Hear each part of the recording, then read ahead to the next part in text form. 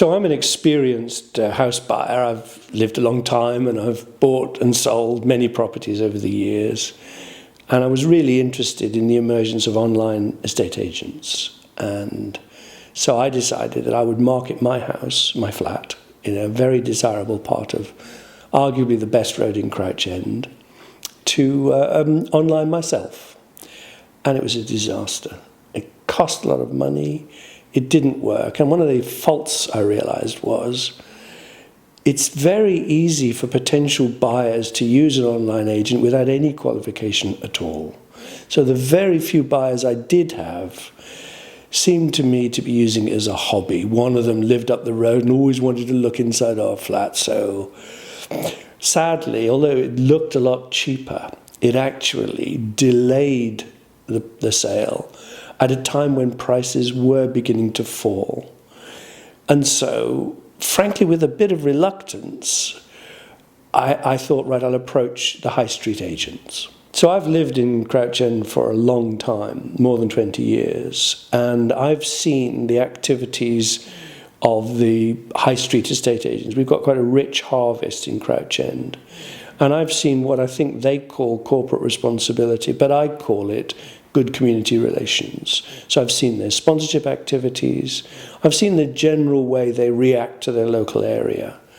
And of all of them, they're certainly up there as standing out as being a committed local agency. So when I chose my three, I chose arguably the market-leading corporate agency.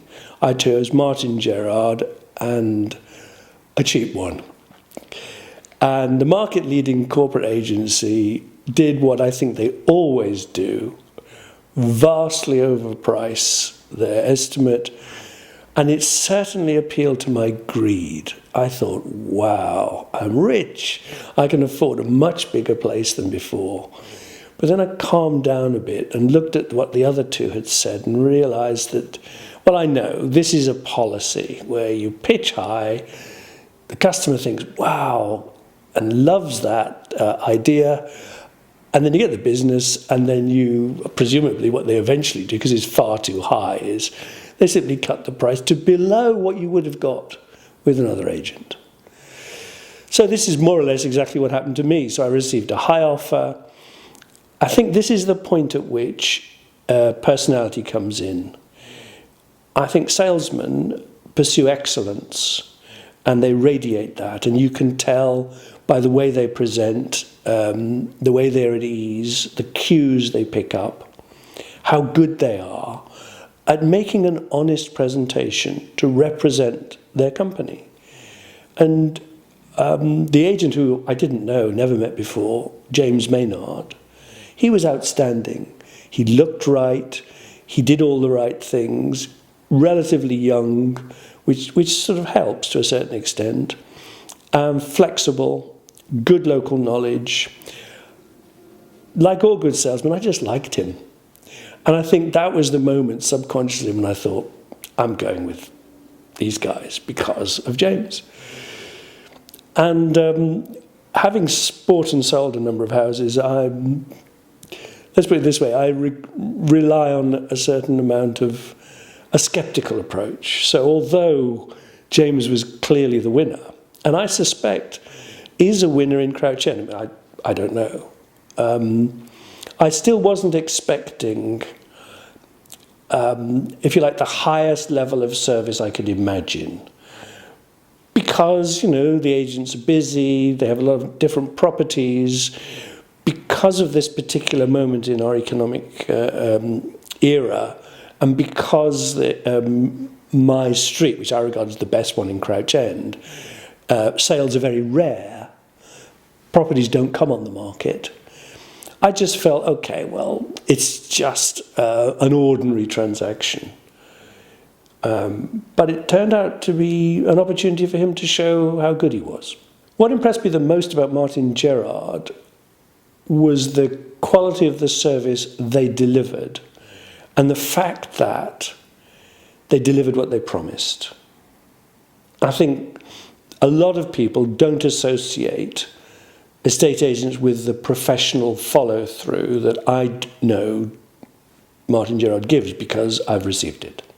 The first thing that I want from an estate agent, probably this is obvious, is buyers, or specifically one buyer.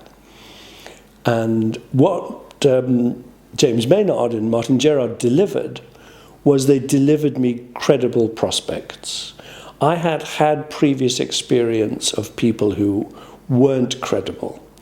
And the prospects, the potential buyers that Martin Gerard provided through James were qualified buyers. He knew their financial situation. He was a good judge of character. So he was able to bring me what I want, which resulted in a sale, which was a quality buyer who followed through. James Maynard looked for opportunities to render me service. He actively participated in the transaction, and he really brought the transaction home measurably quicker in a secure way than would otherwise have been possible. Now that's worth real money to me and relieves from me a lot of the pressure and the angst as the transaction proceeds and we get up to the exchange, and it can become quite scary or emotional. He was there for me, and he was in direct contact with his buyers, with whom he had an excellent relationship. He talked to my solicitor, he talked to the buyer's solicitor. The guy provided a level of service I really didn't expect. And now I'm not going to go to an estate agent who doesn't provide that level of service. This is a crucial time for me, as it must be for everybody who sells their home. And when it was such a success, I got great buyers, wonderful people. They were doctors, and an excellent quality of service I really didn't expect. I wanted to give not only James Maynard, but the rest of the team that supported him, who I met. I mean, they were just great people. I wanted to give them something, and I did think creative champagne. But that's nice. So I asked James, I said, what is it that I could do for you which would be a tangible way of me saying thank you? And he said, well, if you could participate in this, that would be nice. That's why I'm here. I don't recommend, I just relate. And so if anybody were to ask me, who would you recommend? I would outline my experience with Martin Gerard in the way I've done here and say, look, these people know what they're doing. It's cheaper and more secure to sell through them. You'll get a great service, even if James Maynard supports the wrong football team.